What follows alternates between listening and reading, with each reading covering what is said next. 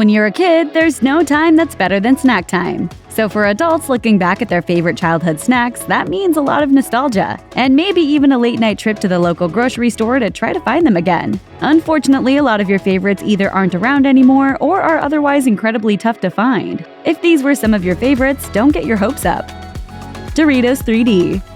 A lunchbox staple, Doritos have been available in dozens of flavors, but the 3D ones were once a 90s kid favorite. This puffy snack debuted in the late 1990s with an extremely memorable Super Bowl commercial featuring a then-unknown Ali Landry and pre-Will and Grace Sean Hayes.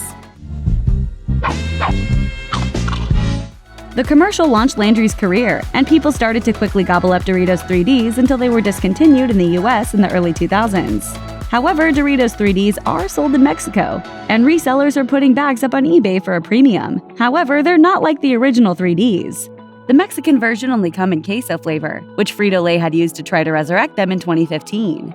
But without the original flavor, they weren't very popular. Ay, Chihuahua. Butterfinger BBs. By 1992, The Simpsons was a cultural phenomenon. It made sense for Nestle to continue their partnership with America's favorite animated family to promote a new kind of candy. Butterfinger BBs were like Whoppers, not that Whopper, the candy one, only with the Butterfinger filling and frequently popped up in school lunchboxes, especially around Halloween.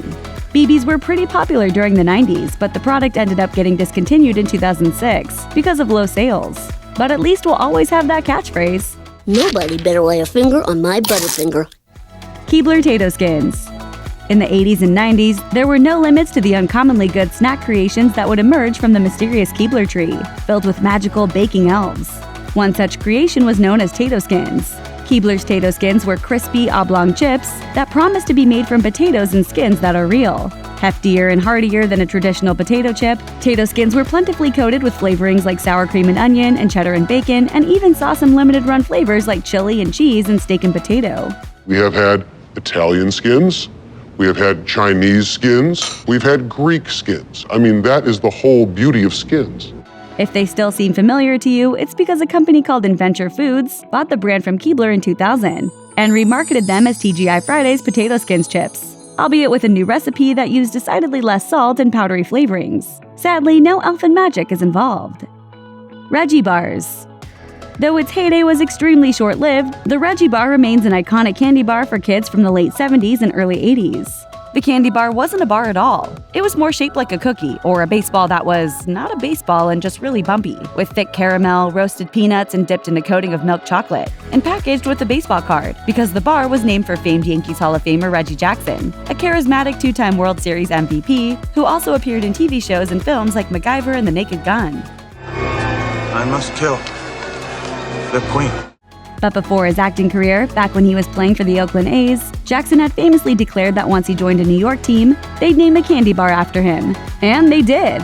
The new snack was handed to fans as they entered Yankee Stadium for the 1978 home opener, and were later thrown on the field to celebrate Jackson's home run play.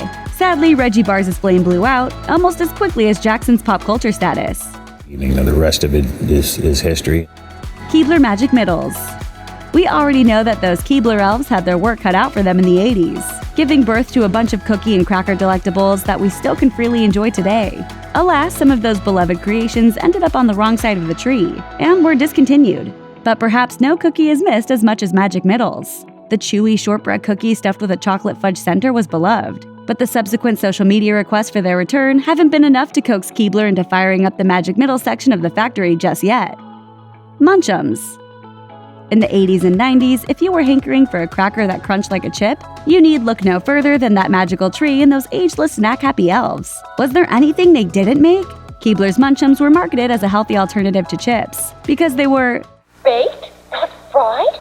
They came in flavors like nacho, cheddar, ranch, and sour cream and onion, but they mysteriously disappeared right around the same time that Kellogg's acquired Keebler in 2000. Planters cheese balls and cheese curls. Friends, while you may have long given up hope that your favorite lunchbox snacks of yesteryear would ever return to the supermarket shelves, we are here to tell you that there is a glimmer of light, and it comes in the form of cheese balls. Planters cheese balls and cheese curls are indeed back on supermarket shelves, but only for a limited time. Planters head of brand building explained its return in a statement. We heard many impassioned pleas for us to bring cheese balls and cheese curls back over the years, and we wanted to give our fans a chance to reunite with their most missed cheesy snack.